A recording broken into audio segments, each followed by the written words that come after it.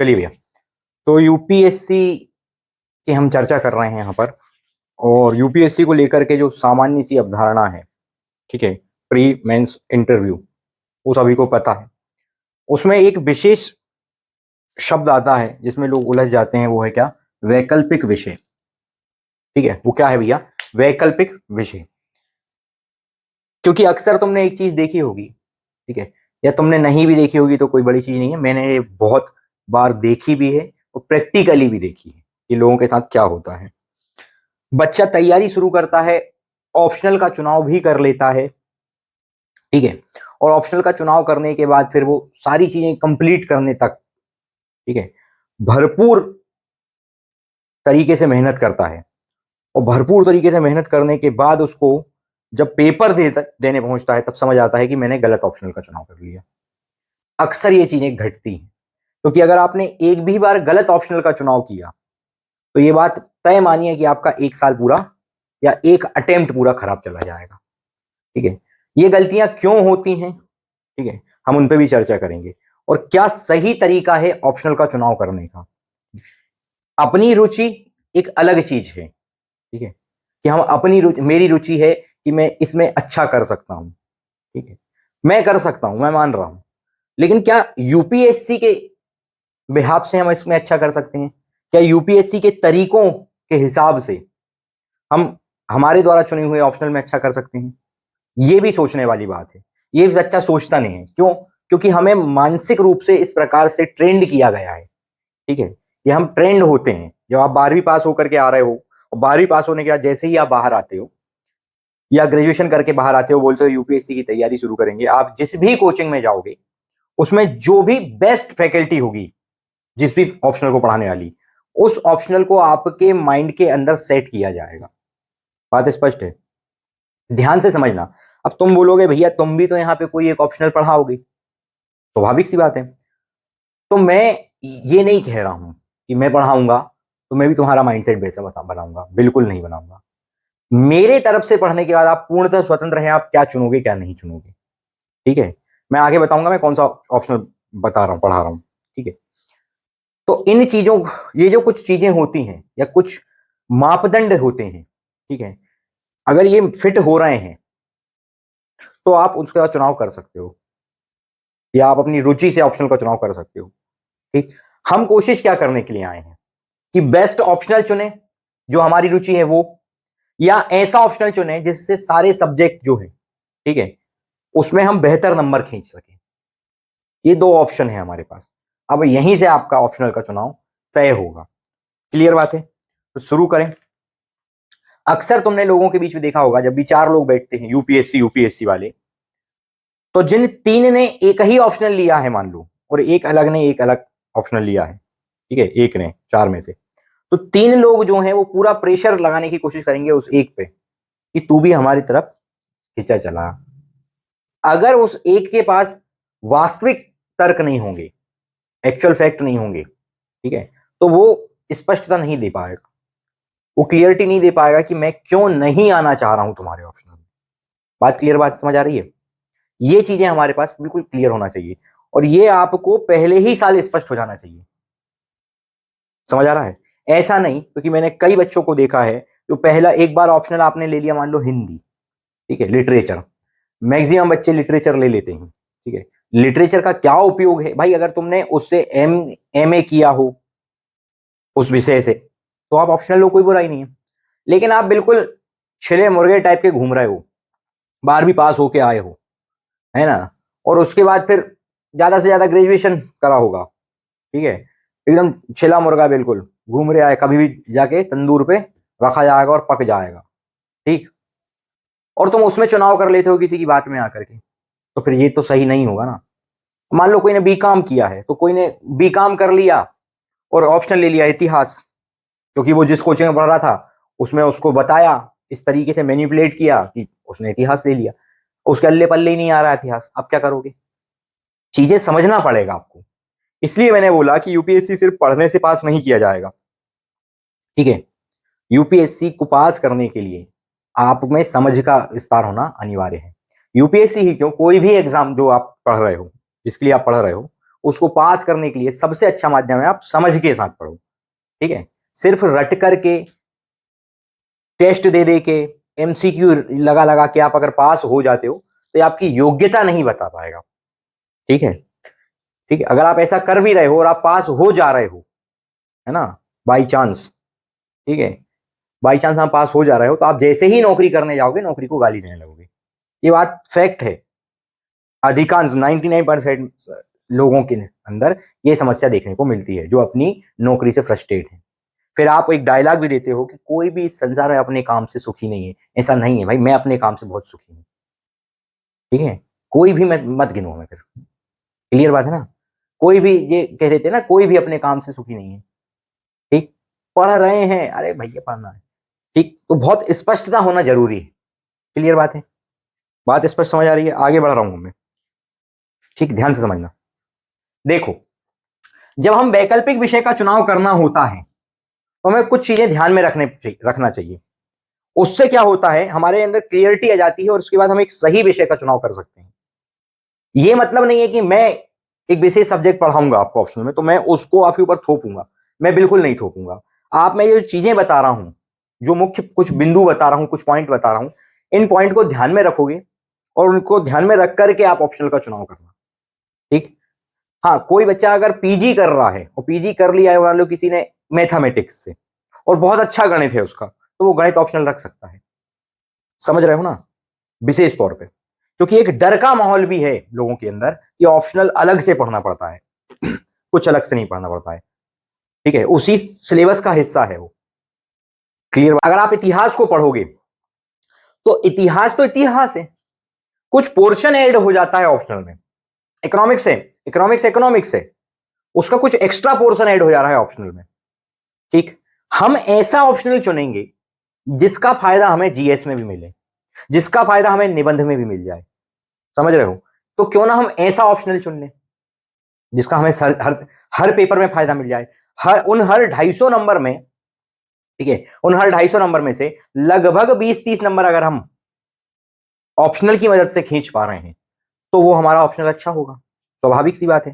तो इसलिए हम चुनाव करने का पहले तरीका समझेंगे। क्लियर बात है ना, बोलो भैया। मैं बहुत इत्मीनान से शुरू कर रहा हूं। हम ऑप्शनल शुरू करेंगे, इस ऑप्शनल को लेकर जाएंगे, कंप्लीट ऑप्शनल पढ़ेंगे और मैं विश्वास दिला रहा हूं, मैं जो ऑप्शनल पढ़ाऊंगा उस ऑप्शनल में आपको कम से कम 300 प्लस नंबर मिलेंगे ही मिलेंगे। मैं विश्वास दिला रहा हूं, बस तरीका वही अपनाना पड़ेगा जो मैं बता रहा हूं।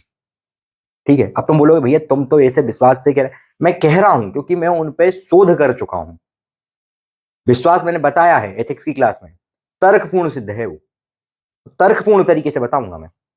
बस करना कैसे है वो आपको सीखना है। क्लियर बात है, और सीख करके फिर उसको अप्लाई करना है। क्लियर बात, बोलो भैया इतनी बात स्पष्ट है, आगे बढ़ जाऊं, ध्यान दोगे आप।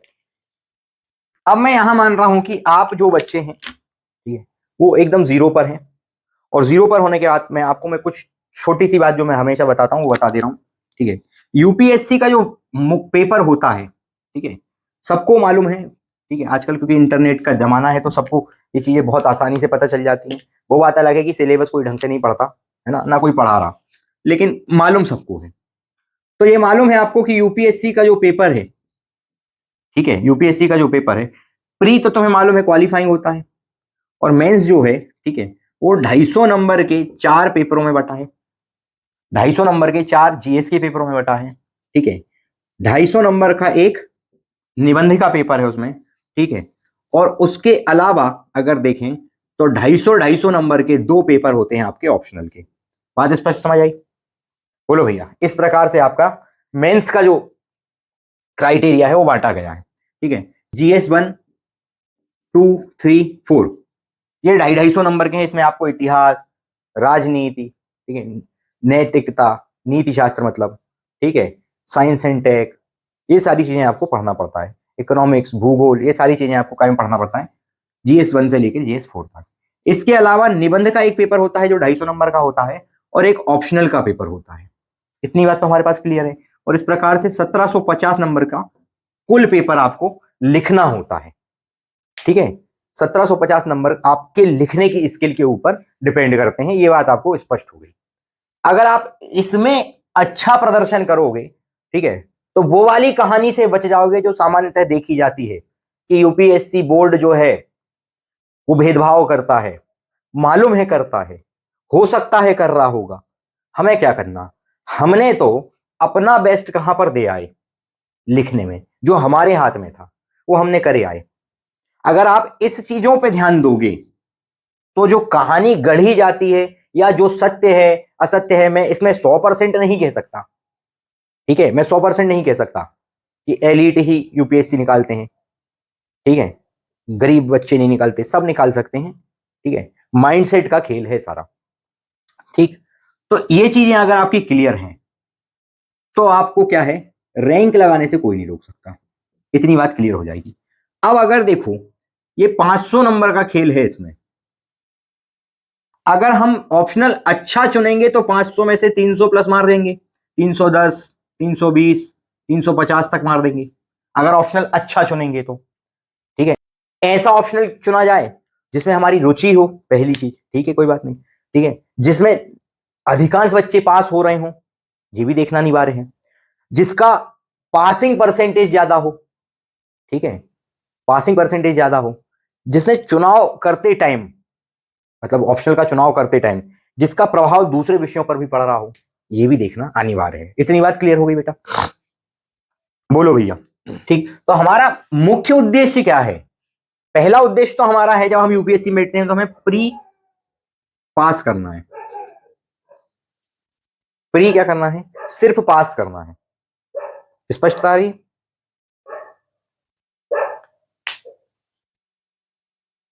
ठीक है।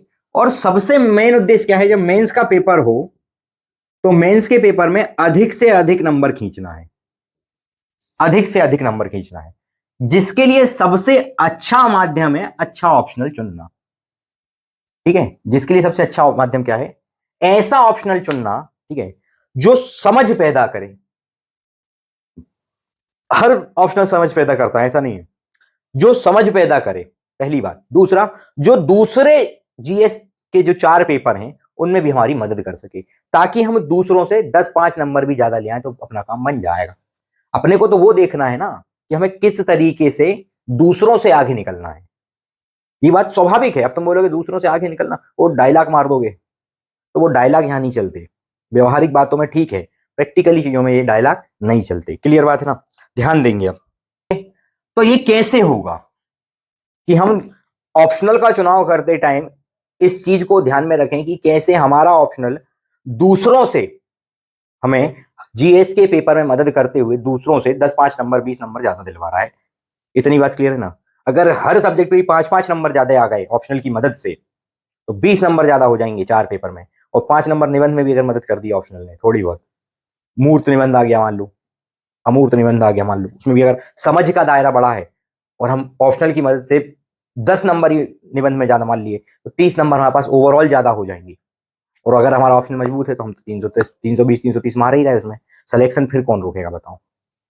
सामान्यतः सब कुछ पढ़ रहे हैं, सब लोग पढ़ रहे हैं, जीएस 1 2 3 सब पढ़ते हैं, ठीक है। 4 पे कोई ध्यान नहीं देता तो उसको मजबूत कर लिया अपना, ऑप्शनल पे ध्यान सब दे रहे हैं लेकिन ऑप्शनल कितना मदद कर रहा है इस पे कोई ध्यान नहीं देता, हम उस पर ध्यान दे देंगे, हम लोगों से आगे हो जाएंगे, स्वाभाविक है। तो समझो बात को अब यहां से कहानी शुरू हो रही है मेरे प्यारों, ठीक है, कि ऑप्शनल का चुनाव करते टाइम हमें किन प्रमुख चीजों का ध्यान रखना अनिवार्य है। ध्यान से सुनना, बिल्कुल ध्यान से सुनना, कॉपी पेन उठाओ, उसमें आप लिख लो वैकल्पिक विषय का चुनाव, ये हेडिंग लगा लो, एक नई कॉपी बनाना, कॉपी का साइज जो है कम से कम 500 पेज का होगा, कितने पेज, 500, 500 पेज की एक पूरी कॉपी बनाना, प्रॉपर नोट, मैं लिखवाऊंगा भी, मैं समझाऊंगा भी, मैं सारी चीजें करूंगा, चिंता की कोई बात नहीं है। हिंदी में बोलूंगा, ठीक है, इंग्लिश में आपको डिस्प्ले होके दिख जाएगा, ठीक, रिकॉर्डेड क्लास में आप जाओगे तो इंग्लिश में डिस्प्ले होके दिख जाएगा। लाइव क्लास आप जब पढ़ोगे तो ये समस्या हो सकती है कि मैं इंग्लिश में नहीं बोलूंगा, क्योंकि मैं इतना इंग्लिश उपयोग नहीं करता, क्योंकि मैं विशेष रूप से हिंदी माध्यम का शिक्षक हूं और मेरा पूरा फोकस जो है वो हर माध्यम के विद्यार्थी पर है, ऐसा नहीं है कि मैं भेदभाव कर रहा हूं। लेकिन एक बात स्पष्टता के साथ याद रखना कि मैं इंग्लिश का प्रयोग ज्यादा नहीं करता, शब्दावली, शब्दावली जिसको टर्मिनोलॉजी कहते हैं, टर्मिनोलॉजी का उपयोग मैं करूंगा इंग्लिश में, कोई बुराई नहीं है, ठीक है। लेकिन तुम बोलो कि एक एक लाइन टू लाइन अंग्रेजी बोल पाओ तो हमारे संभव नहीं है, स्पष्ट बात है, बिल्कुल झूठ वाला बात नहीं है, छुपाने और बताने वाली बात नहीं है कि हम कुछ छुपा लेते हैं, हमारे को कुछ करना, ये कोई काम नहीं करना। तो ये बात क्लियर रखना अपने दिमाग में। अब आगे बढ़ते हैं, लीजिए प्रभु का नाम, जो भी प्रभु आप मानते हो उनका नाम लीजिए और अब शुरू करते हैं। नहीं मानते हो आप, ठीक है, तो कोई का नाम मत लीजिए और शुरू करते हैं क्लास। ठीक है, आगे बढ़ रहा हूँ मैं, ये मिटा दूं बच्चे, ठीक है, मैं ये मिटा रहा हूँ और आगे बढ़ रहा हूँ। अपनी अपने अपनी अपनी कॉपी में ये हेडिंग डाल लो, ये हेडिंग लगा लो, क्या लगाना है, वैकल्पिक विषय का चुनाव। शुरू करने से पहले मैं एक चीज और आपको बता दूं, पिछले 10 सालों का आप डाटा उठाकर देख लेना, ठीक है, यूपीएससी की साइट पे जाना और उसमें देखना कि कौन सा ऑप्शनल कितने बच्चे सेलेक्ट करके दे रहा है, सबसे बेस्ट ऑप्शनल कौन सा है, ठीक है, सबसे बेस्ट ऑप्शनल पिछले 10 सालों में कौन सा रहा है। डाटा वाटा कुछ काम करता नहीं, हालांकि ये तो सब फालतू बातें हैं, है ना, लेकिन तुम्हारी मन शांति के लिए, तुम्हारी मन शांति के लिए, मन संतुष्टि के लिए मैं क्या कर देता हूं, तुम्हें ये चीज बता दे रहा हूं कि तुम जाके डाटा देख लेना एक बार। हालांकि डाटा फाटा दुनियादारी कुछ काम की नहीं, ठीक है, ना तो ट्रेंड कोई चीज होती है, ना थीम कोई चीज होती है ना, ना मॉक टेस्ट कोई चीज काम के होते हैं। जो भी चीज काम की होती है वो आपके द्वारा पढ़ा हुआ, समझा हुआ, ठीक है, और पीवाईक्यू को एनालिसिस किया हुआ ज्ञान है, वो काम आएगा तुम्हारे कोई से भी पेपर में।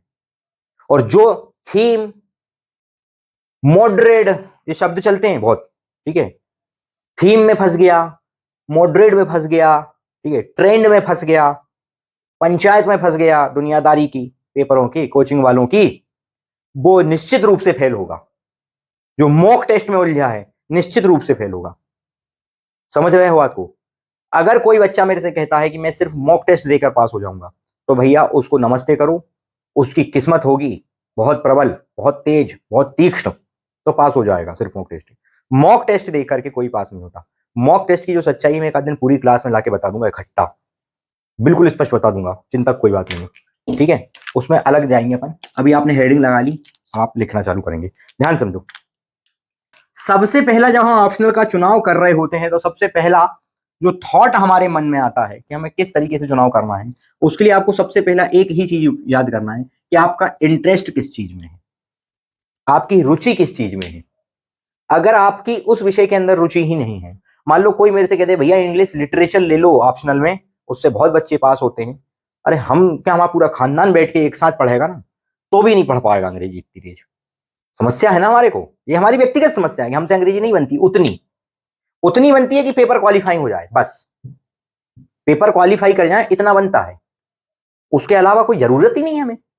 आईएएस बनने के बाद अंग्रेजी में तो बात करेंगे नहीं हम किसी से, सीधी बात है ना। मान लो आईएएस बन जाते हैं, अब आप किसी के दिमाग में अगर ये भ्रम हो रहा हो कि अंग्रेजी जरूरी है, ठीक है, तो मैं उसको बहुत स्पष्ट कर दूं, आप भारत में रह रहे हो, भारत के अंदर आपको किससे डील करना है, बोलो किससे, ग्रामीण परिवेश के लोगों से, शहर के उन लोगों से, ठीक है, जो परेशान है। परेशानी में आप अंग्रेजी में बात करोगे, बोलो, घर में तुम तुम्हारी अंग्रेजी में बात करते हो, नहीं करते हो।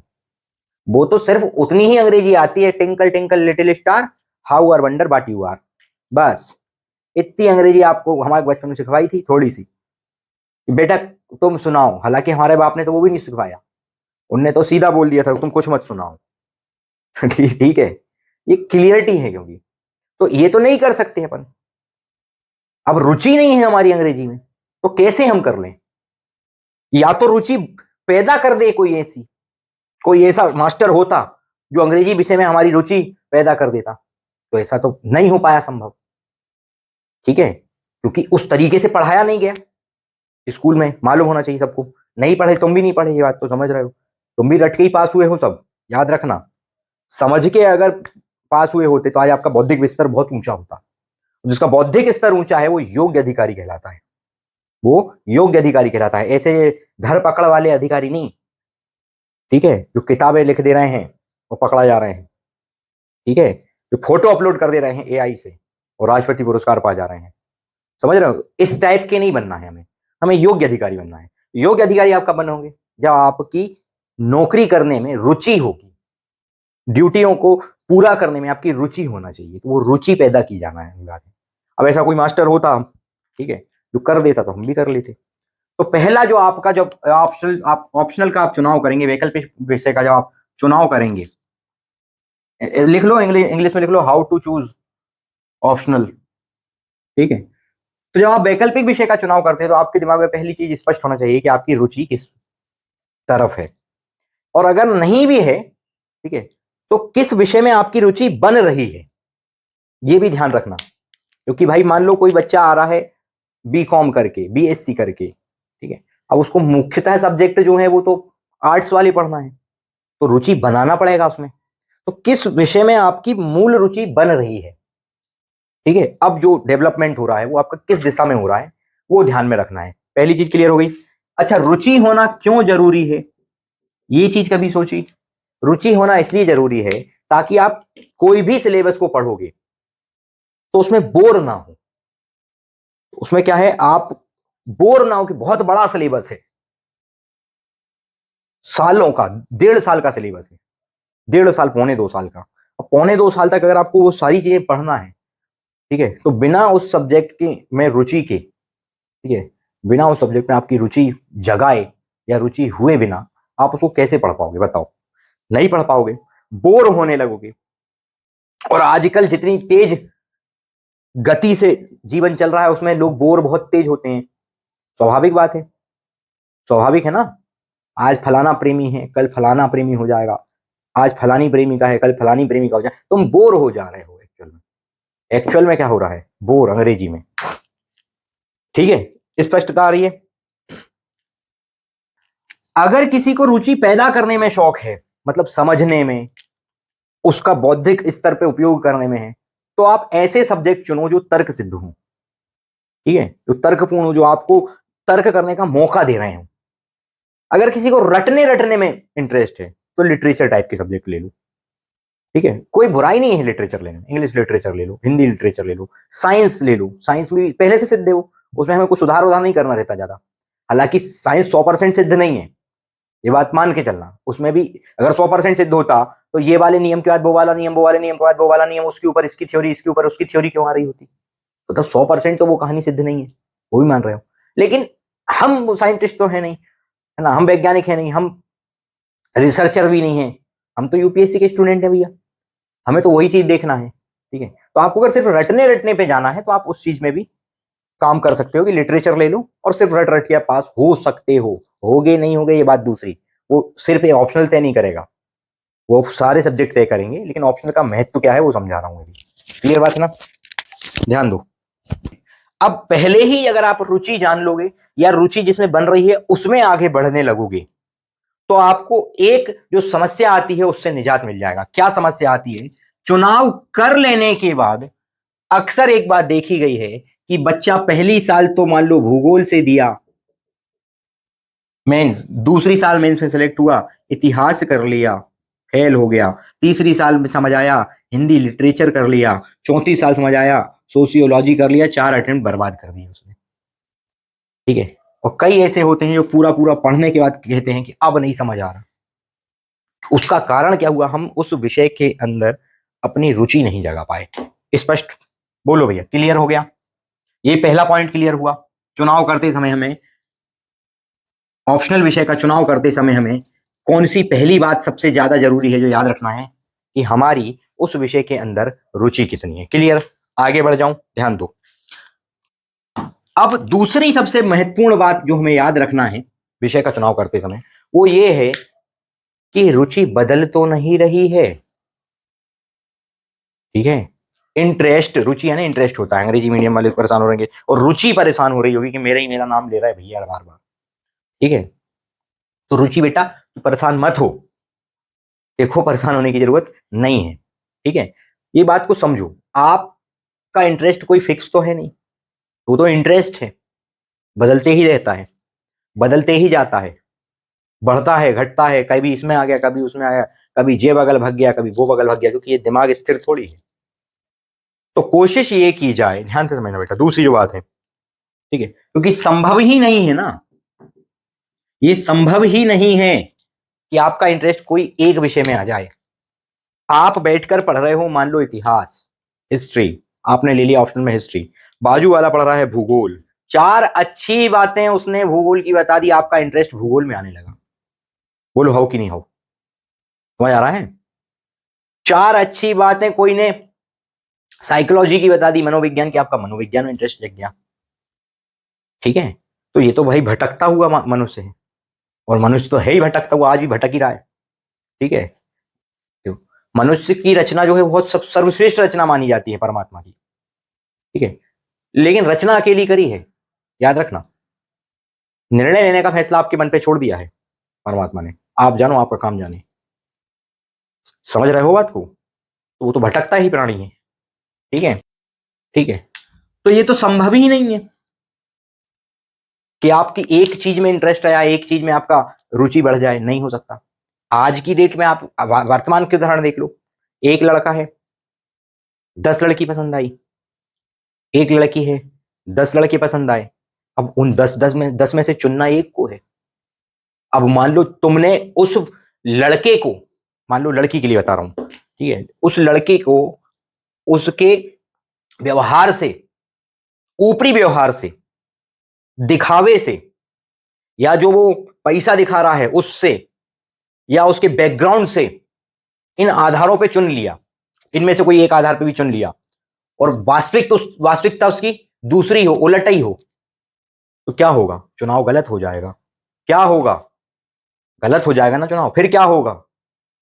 बोलो। मरोगे, फिर लगाओगे फांसी, छोड़ोगे एक दूसरे को।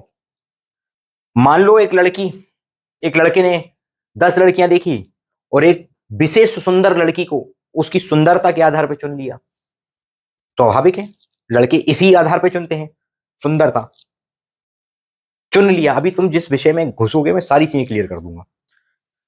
चुन लिया, अब वो सिर्फ दिखने में सुंदर है, बाकी रास्त्री फाड़ा खा गई, क्या कर लिया तुमने? दारू पिए लोट मार दी, क्या कर लोगे तुम? ये तो चुनाव गलत हो गया। समझ रहे हो ना बात को? फिर क्या होगा? वही, मरो। लड़के ने जहर खा लिया, नल के पुल पे गया और कूद गया, ये समस्याएं पैदा हो जाएंगी, क्योंकि मन चंचल है। ये चुनाव एक करेगा संभव नहीं है, भटकेगा, अब उसको पकड़ के लाना है। बात समझना। तो क्या किया जाए ऐसा कि इसको संभव बनाया जाए? हम मनुष्य हैं और हम फायदा देखते हैं। प्रकृति है मनुष्य की, हम फायदा देखेंगे। हम मनुष्य हैं और हम फायदा देखेंगे। तो हम एक काम क्यों ना कर लें, हम ये देख लें कि कौन से ऐसे विषय हैं, कौन से ऐसे विषय हैं जिनका कि जीएस के पेपर में भी फायदा मिल सकता है।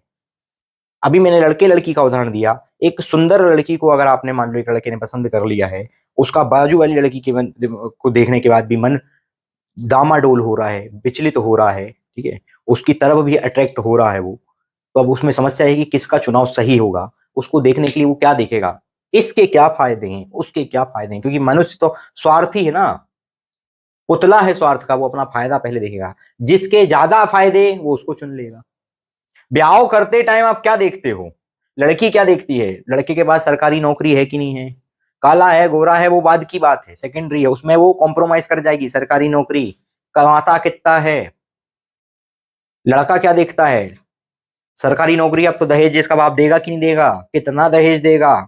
2 लड़की पसंद करी एक लड़के ने शादी के लिए, एक के बाप ने बोला मैं तेरे को 50,000 रुपए हर महीने दूंगा, हर महीने 50,000 रुपए दूंगा, ठीक है, जीवन भर दूंगा। और एक के बाप ने कह दिया मैं आपको 50 लाख रुपए एक मुश्त दूंगा, ठीक, मैं 50 लाख रुपए एक मुश्त। तो लोग लालची, लोभी, 50 लाख एक साथ दे दो, कोई दिक्कत नहीं, 50 बात की देखेंगे और गलत फैसला कर लेंगे। तो जहां फायदा दिख रहा है, त्वरित फायदा, तुरंत के तुरंत, उसकी तरफ हम अट्रैक्ट हो जाते हैं। अक्सर हम जैसे मास्टर लोग जो हैं, जो कोचिंग चला रहे हैं, मैं अपने आप को भी इंक्लूड करूंगा क्योंकि मैं भी हूं, ठीक है, वो बात अलग है कि मैं सारे मास्टरों को फिर धोखा देके अलग निकल जाऊंगा। शुद्ध बोलता हूं, धोखा दे दूंगा। क्यों? क्योंकि मैं बच्चे का फायदा सोचता हूं। मैं कोचिंग मास्टर, कल कोचिंग कहूंगा, बस नमस्ते कर लूंगा पूरी पढ़ाने का, कोई दिक्कत नहीं मेरे को, मेरे को कोई समस्या नहीं है। तो सब पर्याप्त है, नहीं है तो भी सब पर्याप्त है, कोई दिक्कत नहीं है। समस्या समझ रहे हो? समाधान ये ऐसे निकाले जाना है। समझो, मैं ये फालतू बातें नहीं करता हूं, मैं तुम्हें बता चुका हूं कि हर एक बात के पीछे एक तर्क होता है और मैं सिद्ध करके देता हूं। आप नहीं मानो, पिछली क्लास मेरी जाकर ऐप पर देखो, आपको एथिक्स की क्लासें मिलेंगी, वो पढ़ लेना, समझ जाएगा मैं ऐसा क्यों बोलता हूँ। समझो बात को। सारी चीजें घट रही हैं, सब कुछ बेहतरीन हो रहा है, सब कुछ अच्छा हो रहा है, हर चीज प्रॉपर तरीके से चल रही है। हम ये देख लें कि कोचिंग इंस्टीट्यूट वाले क्या कर रहे हैं। वो ये करते हैं कि उनको बता दिया, त्वरित देखना, तुम ये चीज को समझना, तुरंत के तुरंत जो फायदा दिखा देंगे कि लिटरेचर का सिलेबस तो बहुत छोटा है, इतना सा सिलेबस है, 3 महीने में खत्म हो जाएगा। अरे तुम खत्म हो जाओगे 3 महीने में, कोई भी सिलेबस उठा लो ऑप्शनल का, नहीं होता 3 महीने में खत्म। और अगर कर लेते हो तो उसमें नंबर नहीं ला पाओगे। हमारा आखिरी मूल उद्देश्य क्या है, लक्ष्य क्या है? नौकरी पाना। नौकरी पाना है ना। नौकरी कैसे पाओगे? जब नंबर ज्यादा लाओगे। नंबर ज्यादा कैसे आएंगे? जब चीजों को समझ के पढ़ोगे। तो ये जो ऊपर से दुनिया दिखाई जा रही है उस पर ध्यान दोगे, कि जो गहराई से है दुनिया उस पर ध्यान दोगे? जो गहराई से है दुनिया उस पर ध्यान दोगे। बात क्लियर हो रही बेटा? तो ये संभव कैसे होगा? हम देख लेंगे कि जीएस में इसका फायदा कितना है। कोई भी सब्जेक्ट, उसका जीएस में कितना फायदा है, इसको हमें जांचना पड़ेगा। अब कैसे जांचेंगे, ये भी सवाल है। क्या करेंगे, क्या करोगे बोलो, कैसे जांचोगे? समझो बात को। अब इसमें दो कंडीशन बनती हैं। अगर आपका जीएस बहुत ही मजबूत है, आप जीएस के 1000 नंबर में से 700 नंबर लाने की ताकत रखते हो, जीएस में इतना मजबूत है, तो तुम इधर कोई सा भी लिटरेचर ले लो, कोई बुराई नहीं है। कोई सा भी विषय उठा लो ऑप्शनल में, उसमें से पास हो जाना पर्याप्त है। उसमें से अगर 200 नंबर भी ले आओगे, 100 नंबर भी ले आओगे ना, तो भी रैंक लग जाएगी कहीं ना कहीं। 100 सवा 100 भी, निबंध में भी, क्योंकि 100 एक नंबर ले ही आओगे, और 800 900 में तो तुम्हारा काम हो जाएगा, बन जाओगे, कुछ ना कुछ तो बन ही जाओगे। लेकिन स्वाभाविक सी बात है कि हर बच्चे का तो जीएस मजबूत नहीं है। हर क्या, 99.9% बच्चे का जीएस मजबूत नहीं है। हो रहा होता तो ये कोचिंग इंस्टीट्यूट क्यों चल रहे होते? हो रहा होता तो किताबें क्यों बिक रही होती? हो रहा होता तो आज सबरे आईएएस क्यों नहीं बन गए होते? समझो ना बात को। ये तो है नहीं, तो फिर क्या करें? हम देखेंगे कि भाई इस जीएस में हमारा ऑप्शनल कितनी मदद कर रहा है। इन 1000 नंबर में से कितने नंबर की मदद हमारा ऑप्शनल कर पा रहा है। मान लो तुमने इतिहास लिया, अब इतिहास की मदद से आप कितने पेपर जीएस के सॉल्व कर पा रहे हो? तो आप बोलोगे हम इतिहास की मदद से जीएस 1 का पेपर आसानी से सॉल्व कर पाएंगे, क्योंकि उसमें भी इतिहास बोलो पूछा जाता है। यही बात है ना, ठीक है, उसमें भी इतिहास पूछा जाता है। तो इन 250 में से हम जीएस 1 के 250 में हम अपना एफर्ट डाल सकते हैं। जो 125 110 120 नंबर के इतिहास के प्रश्न आते हैं उसमें हम उसको कर सकते हैं। कुछ हद तक उसका हम इतिहास का उपयोग पॉलिटी में भी कर सकते हैं, तो जीएस 1 हमारा कंफर्म हो जाएगा। क्लियर बात समझ आ रही है? इसीलिए बच्चा क्या करता है, अधिकतर जीएस से संबंधित ऑप्शनल को चुनता है। वो सोचता है, उसका विचार ये रहता है कि कुछ नहीं तो एकाध पेपर में दूसरों से 10-5 नंबर वो ज्यादा ले आएगा। अच्छी सोच है, ये होना चाहिए। ठीक है, इस तरीके से अगर आप चुनाव करोगे तो आपकी जो संभव की स्थिति है, जो नहीं हो रहा था संभव, मन भटक रहा था इधर, उस पर आप कंट्रोल कर पाओगे। ये चुनाव करने का दूसरा तरीका है। ठीक है, आप चुनाव करते टाइम ये दूसरी बात जो है वो विशेष ध्यान रखोगे। क्लियर बात है ना? एक काम जो वैकल्पिक विषय का चुनाव करते टाइम नहीं करना, वो याद रखो पहले तो, कि फलानी जीजी ने कही है, और फलानी जीजी जो है वो टॉप रैंक मारी है, ऑल इंडिया यूनिवर्सिटी और फलाना ठिकाना पे 1 नंबर है, AIR फर्स्ट फलानी जीजी, और फलानी जीजी ने कोई सा सब्जेक्ट ऑप्शनल में लिया था, इसलिए वही सब्जेक्ट हम लेंगे तो हम भी पास हो जाएंगे। तो ये गलती नहीं करना। पहले ही नहीं बता दिया है आपकी रुचि और जीएस में उसका वेटेज कितना है। ठीक है, जीएस में उसका वेटेज नहीं, जीएस में उसका सपोर्ट कितना मिल रहा है। क्लियर बात है? बोलो भैया। ठीक है, और इसके लिए आप यूपीएससी की मदद ले सकते हो। फलानी जीजी फलाने भैया को देखने की क्या जरूरत है? मैं आपको बहुत स्पष्ट बता रहा हूं, जब आप तैयारी कर रहे हो तो कभी भी यूट्यूब के ऊपर भी विशेष रूप से ध्यान देना। यूट्यूब पे भी जो जो पंचायतें चलती रहती ना, ऐसा कर लोगे तो वैसा हो जाएगा, वैसा कर लोगे तो ऐसा हो जाएगा, और ऐसा करोगे तो वैसा नहीं होगा, इस पे ध्यान नहीं देना। जितने भी टॉपर्स हैं उन पे ध्यान नहीं देना। अब बोलो अरे कैसी बात कर रहे हैं, टॉपर्स को देख के तो हमारे मन में मोटिवेशन आता है, टॉपर्स झूठ बोलते हैं। जितनी भी कोचिंग है जो आपको ललचा रही हैं उन पे ध्यान नहीं देना, वो झूठ बोल रहे हैं। क्योंकि भैया देखो, संसार बड़ा सरल है, इसके अंदर झूठ को बहुत आसानी से परोसा जाता है, और आप लोग बहुत आसानी से झूठ को क्या कर लेते हो, एक्सेप्ट कर लेते हो और उसमें डूब जाते हो। उसका कारण क्या है? वो आपको मोटिवेट करता है, वो आपको खुशी दे रहा है। अगर सच बताने पे आ जाएं तो कल को यूपीएससी जितने बच्चे कर रहे हैं उसमें से आधे बच्चे कम हो जाएंगे। लेकिन ये सच बता दिया तो कोचिंग इंस्टीट्यूट वालों का दिवाला निकल जाएगा। इसलिए सच छुपाया जाता है, झूठ बताया जाता है। क्लियरिटी आ रही है? लेकिन यहां अपन सिर्फ सच पढ़ने बैठे हैं। क्यों पढ़ने बैठे हैं? ताकि भैया जितने क्वालिटी के लोग होंगे सिर्फ वो अधिकारी बने। क्वांटिटी वाला काम बोलो नहीं है। इसलिए ना प्रमोशन करते ना कुछ करते, बस चुपचाप शांतिपूर्वक चलते रहो। मैं पता लगे कल को एक आईएएस बन गया हमारे पास से, ऑल इंडिया फर्स्ट रैंक मार दी, ढोल नगाड़े बज गए, माला वाला पहना दी, हमें पार्टी पे पार्टी, पैसे पे पैसे मिल गए, हम तो खुश हो गए। और उसके बाद जाके देखा तो पोस्टिंग के पहले दिन जाके रिश्वत लेते पकड़ा गया। पूरी माता पूजन हो गई भाई के भाई। अब क्या कर लोगे बताओ? सब मट्टी पलीत हो गई। जितनी मेहनत की थी, जितनी आंखें फोड़ी थी उसके लिए, बच्चे के लिए, बच्चे ने जितनी मेहनत करी सब खराब। तो ऐसे आईएएस नहीं बनाए जाते इस मास्टर की पाठशाला से। क्वालिटी के आईएएस होना, क्वालिटी के अधिकारी होना, क्वालिटी के आईपीएस होना, क्वालिटी के आईएफएस होना, उससे तो सुधार होगा। तो क्वालिटी चेक करना अनिवार्य है। ऐसे ही विषयों की क्वालिटी चेक करना अनिवार्य है। तो पहली बात क्या हुई? रुचि होना चाहिए। दूसरी बात क्या हुई कि उसका जीएस के पेपरों में कितना फायदा है वो हमें देखना पड़ता है। क्या नहीं देखना? तो फलाने भैया, फलानी भाई, फलाने जीजी की बात नहीं सुनना। बात क्लियर हो गई? बोलो भैया। मतलब होड़ नहीं करना है, गधा चाल, ढोर चाल, ये सब नहीं करना है। ठीक है? ढोर चाल में नहीं चलना, बुद्धि का उपयोग करना। क्लियर बात है? आगे बढ़ रहा हूं। ठीक, दूसरी बात हो गई। तीसरी बात क्या हो गई थी? ये आपको होड़ नहीं करना, देखा देखी नहीं करना। चौथी सबसे इंपॉर्टेंट बात क्या? हम कौन सा विषय फिर चुने? हम उस विषय को चुनेंगे जो विषय जीएस के लगभग हर पेपर में कुछ नहीं की स्थिति में आपको 5-5 नंबर प्लस करके देगा।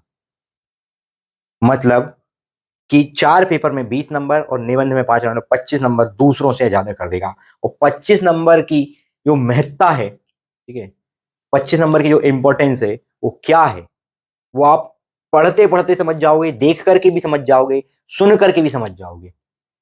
25 नंबर में आपकी रैंक ऑल इंडिया 1 भी चली जाती है, 25 रैंक में आप बाहर भी हो सकते हो।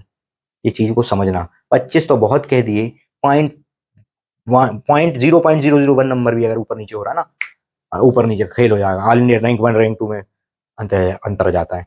स्पष्ट आ रही है? तो ये 4 काम अगर किसी ने करे हैं, ये चुनाव करते टाइम इन 4 चीजों को देखना है। कैसे देखना है मैंने आपको बता दिया। कैसे देखोगे ये बता दिया मैंने।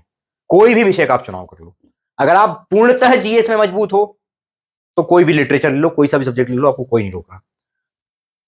अगर आपका बेसिक स्ट्रांग है, आप उठा लो कोई सा विषय, कोई समस्या नहीं है, आप उसको पढ़ जाओगे, कर जाओगे। लेकिन यहां कमजोरी है तो समस्या है। बात स्पष्ट हो गई? तो इस तरीके से आपको वैकल्पिक विषय का चुनाव करना है। ऐसा करने से क्या फायदा? ऐसा करने से ये फायदा है, एक, फायदा क्रमांक 1, बिना फायदा तुम बात सुनते नहीं ना। ठीक है? फायदा क्रमांक 1, आप अच्छे स्तर पर पढ़ाई कर पाओगे। मतलब पढ़ाई करते करते करते करते जो फ्रस्ट्रेशन की स्थिति आती है ना, किताब फाड़ दूं, कॉपी फाड़ दूं, बाल फाड़ दूं, अपने सब कुछ नोच के फेंक दूं, वो वाली स्थिति नहीं आएगी। पहली चीज। दूसरी चीज, जो आपको तैयारी करते करते 10 साल लग जाते हैं वो नहीं लगेंगे। ठीक है? मेरे से पढ़े कई बच्चे दूसरी कोचिंग चले जाते हैं, फिर कोचिंग पढ़ने के बाद फिर वापस आते हैं, कहते हैं भैया एक बार और पढ़ना पड़ेगा। क्यों? क्योंकि वहां पे मालूम है किस तरीके का माहौल बनाया गया। इतनी सत्यता नहीं बताई। इसीलिए आप तैयारी कर रहे हो, याद रखना, शुरुआती दौर में ही ढंग से 2 से 3 साल दे दो, ढंग से 2 से 3 साल दे दो। ढंग से मतलब क्या होता है? जिसमें तुम कुछ और नहीं कर रहे हो, सिर्फ उस चीज की पढ़ाई बस। 3 साल प्रॉपर दो, 2 अटेम्प्ट दो, सिलेक्शन लो और निकल जाओ, बस कहानी खत्म, टेंशन फ्री। और नहीं, आध कच्चे मन से 10 साल दे दो, फिर सिलेक्शन लो, तो भी खुशी उतनी है, सारी चीजें उतनी मिलेंगी, लेकिन इसका प्रभाव कितना पड़ेगा वो नहीं बता सकते। तो इन 4 चीजों का ध्यान रखते हुए, ठीक है, प्रभावी तरीके से, प्रभावशाली तरीके से आपको क्या करना है? पढ़ाई करना है, सीखना है, तब जाकर के आप अधिकारी बन पाओगे। बात स्पष्ट है? अब अपन आते हैं अपने मूल बात पे।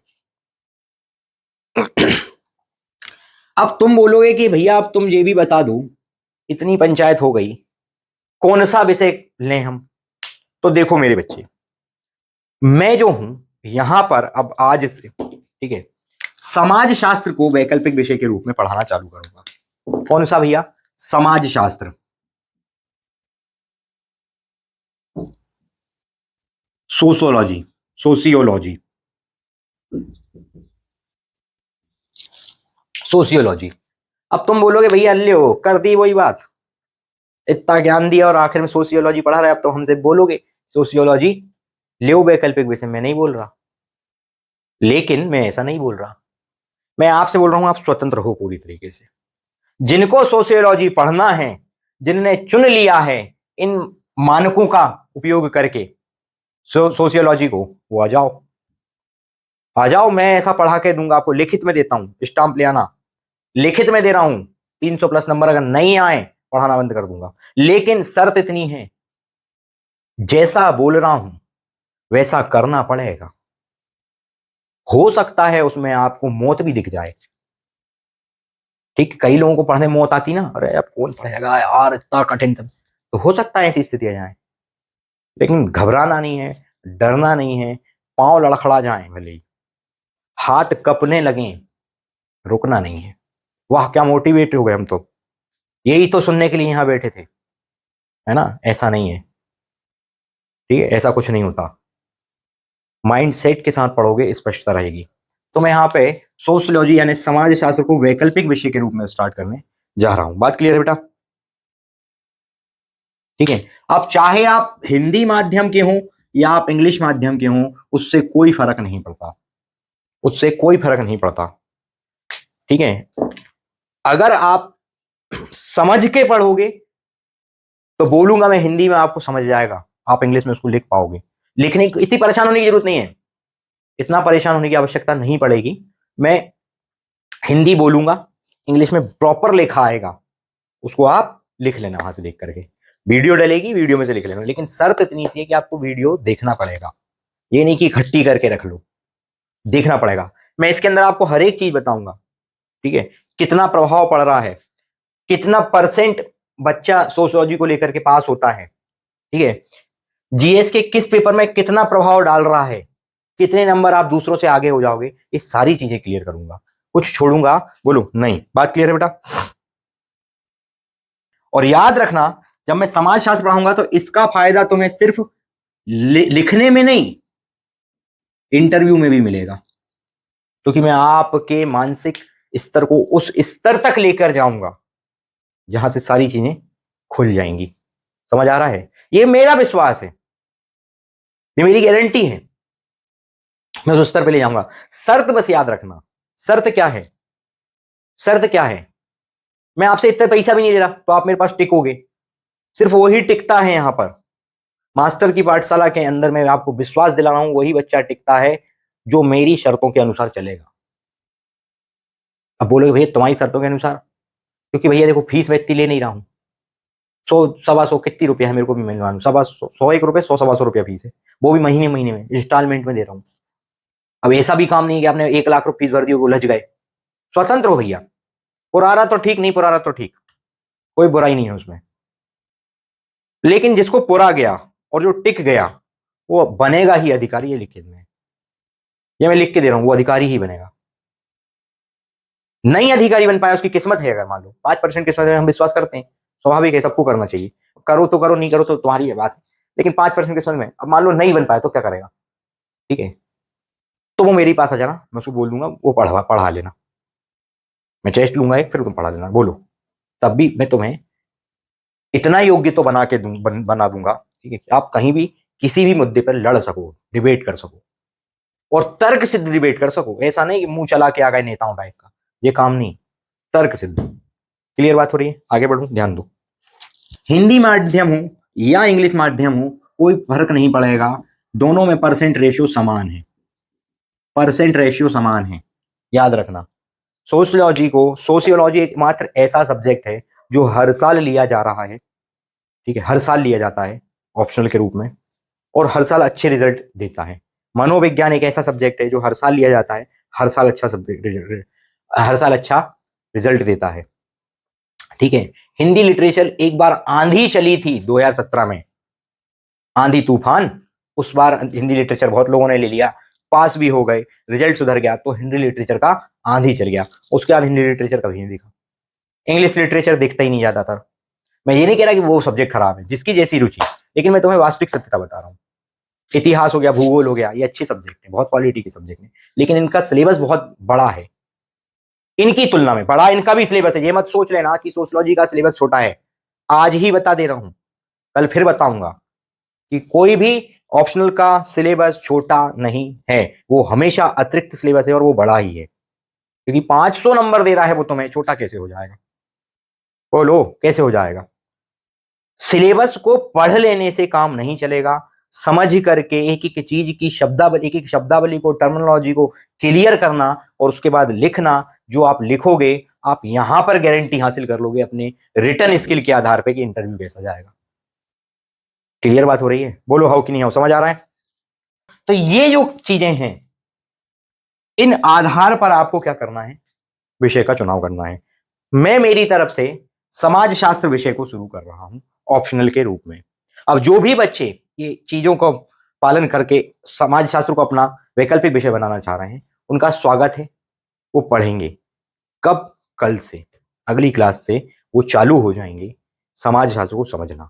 मैं बिल्कुल जीरो मान रहा हूं और बिल्कुल जीरो मान करके शुरू करूंगा, कहीं कोई चिंता नहीं है। जिसकी रुचि है वो भी आ सकता है, जिसको लग रहा है कि सोशियोलॉजी लेना चाहिए वो भी आ सकता है, जिसको कुछ नहीं पता वो भी आ सकता है, ठीक है। क्योंकि इसका फायदा जीएस में कितना है, कैसे है, क्या है, सब बता दूंगा, सब बता दूंगा, ठीक है। बात क्लियर हो गई? बोलो, इतनी बात क्लियर हो गई? एक बात और सुन के ही चले जाओ, नहीं तो तुम फिर मैं कल से डायरेक्ट चालू कर दूंगा, इसलिए ध्यान से सुनो। अब तुम्हारे दिमाग में प्रश्न आएगा कि सोशियोलॉजी का जीएस के पेपरों में कहां कहां उपयोग देखने को मिलेगा। तो मेरी बात को बहुत ध्यान से सुनना मेरे बच्चे, बहुत ध्यान से सुनने की जरूरत है। देखो, मैं क्यों कह रहा हूं कि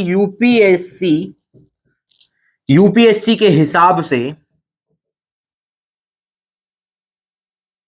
सोशियोलॉजी सबसे अच्छा ऑप्शनल हो सकता है, ठीक है। हो सकता है इसलिए बोल रहा हूं क्योंकि जब मैं अगर मान लो हिस्ट्री ऑप्शनल पढ़ाऊंगा, मैं आपका माइंड सेट ऐसा कर दूंगा कि हिस्ट्री सबसे अच्छा ऑप्शनल हो सकता है। मैं ओवरऑल जब से पढ़ा रहा हूं, ठीक है, जब से पढ़ा रहा हूं, ओवरऑल बता रहा हूं, ठीक है, तब से लगभग लगभग 14 ऑप्शनल सब्जेक्ट पढ़ा चुका हूं, ठीक है। ये मेरा 14वां ऑप्शनल सब्जेक्ट के रूप में है, सोशियोलॉजी में 14वें ऑप्शनल सब्जेक्ट के रूप में पढ़ा रहा हूं, ठीक है।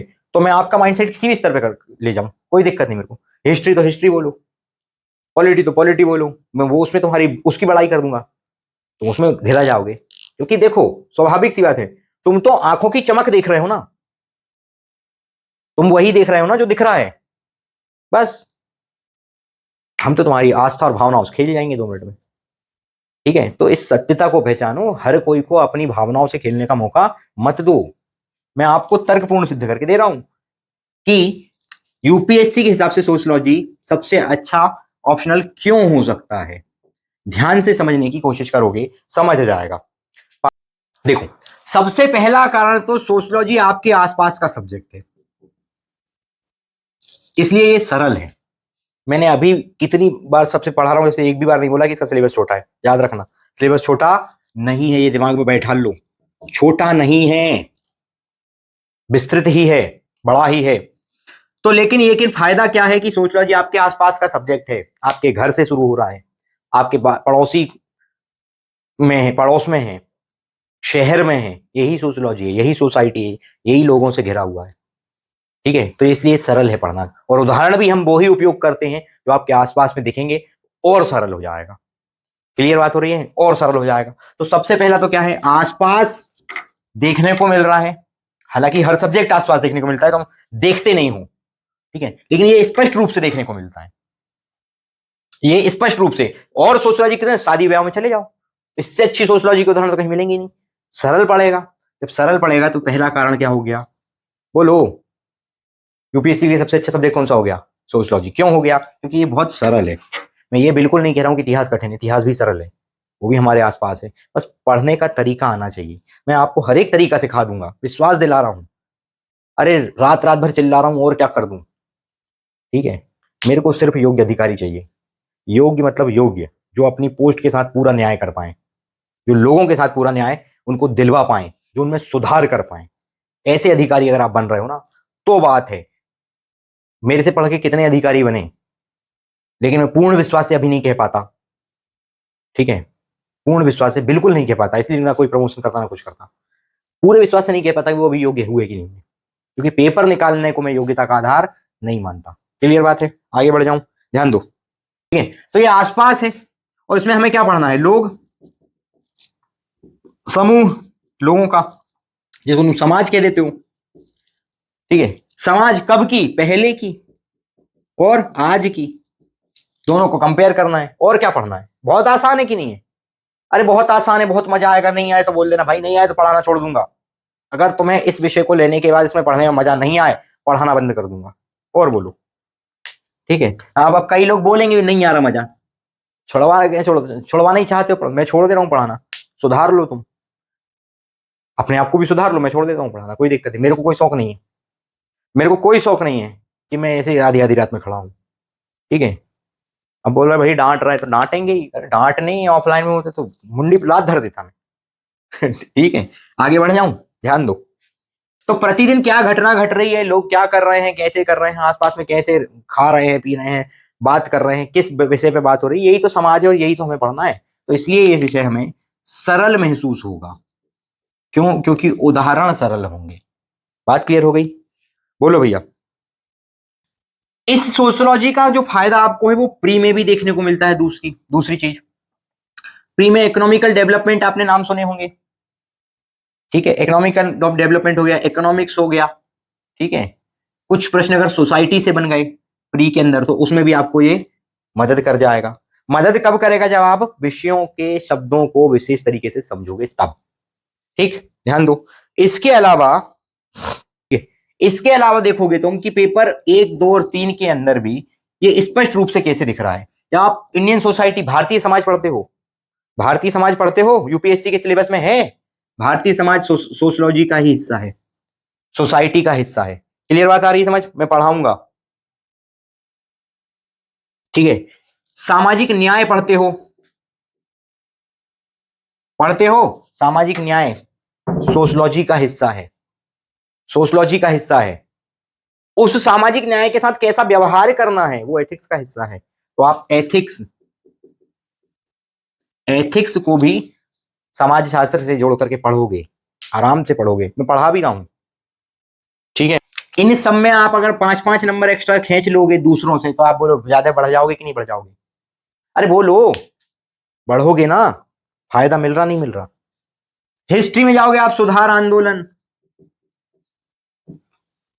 सोसाइटी का ही हिस्सा है, किस तरीके से, तो पेपर 1, 2, 3 में भी आपको ये देखने को मिल जाएंगे। इसके अलावा पेपर 4 जो जी एथिक्स वाला, उसमें भी आपको ये स्पष्ट रूप से देखने को मिलेगा, सोशियोलॉजी का हिस्सा। क्लियर बात है, बोलो भैया, ठीक है। निबंध में भी 1 या 2 निबंध आपको ऐसे देखने को मिलेंगे जो समाज से संबंधित है, बिल्कुल मिलेंगे, हर साल मिलते हैं, मिलेंगे ही मिलेंगे 100% समाज से। जो समाज, क्योंकि मूल उद्देश्य, क्योंकि यूपीएससी का देखो ना क्या है, समाज सुधार, सुधार करने के लिए तो योग्य अधिकारी बनाए जा रहे हैं ना, कि समाज के अंदर जो सुधार करना है, जो नियमों में बदलाव ला करके, नियमों में कढ़ाई ला करके, मतलब नियमों को मजबूत करके जिस तरीके का सुधार करना है वही तो हमें दिखवाना है ना, वही काम होता है एक अधिकारी का। तो आप बताओ सोशियोलॉजी का आपको फायदा मिलेगा कि नहीं मिलेगा?